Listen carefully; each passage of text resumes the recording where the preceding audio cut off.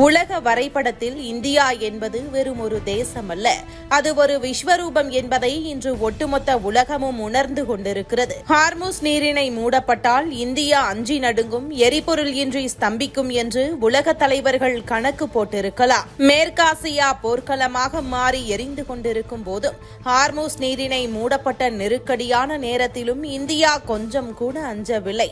ஏனெனில் இங்கே இந்தியாவை வழிநடத்த தலைவராக நரேந்திர மோடியும் அவருக்கு நிழல் போல துணையாக நிற்கும் நவீனகால சாணக்கியரான அஜித் தோவலும் உலக அரங்கில் இந்தியாவின் சிம்மக்குரலாக ஒலிக்கும் வெளியுறவுத்துறை அமைச்சர் ஜெய்சங்கரும் இருக்கிறார்கள். ஐக்கிய அரபு அமீரகத்துடனான இந்தியாவின் புதிய உறவு என்பது வெறும் வணிக ஒப்பந்தம் மட்டுமல்ல, அது சர்வதேச அரசியலில் இந்தியா அடித்த ஒரு மாஸ்டர் ஸ்ட்ரோக்.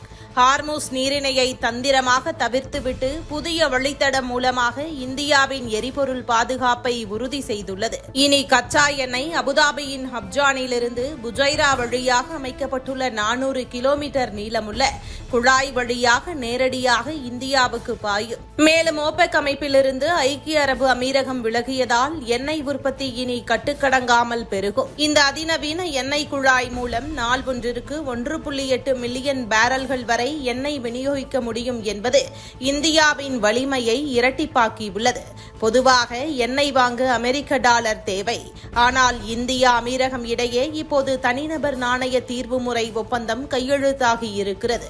இதன் மூலம் இந்தியா தனது ரூபாயின் மதிப்பிலேயே பணம் செலுத்தலாம். இது உலக பொருளாதார அரங்கில் இந்தியாவின் நாணய மதிப்பை கூட்டுவதோடு அமெரிக்க டாலர் மீதான நம்முடைய சார்பை குறைக்கிறது.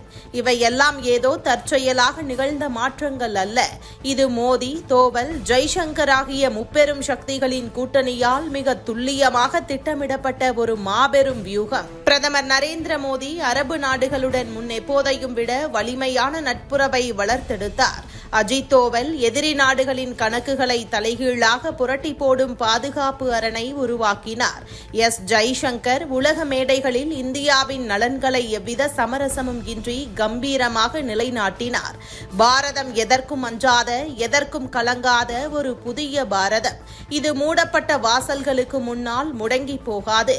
தனக்கான புதிய பாதைகளை தானே திறந்து கொண்டு வெற்றி நடை போடும். சுருக்கமாக சொல்ல போனால், நீங்கள் நரேந்திர மோடியை தோற்கடிக்க வேண்டும் என்றால் இன்னொரு நரேந்திர மோடி பிறந்தால்தான் உண்டு.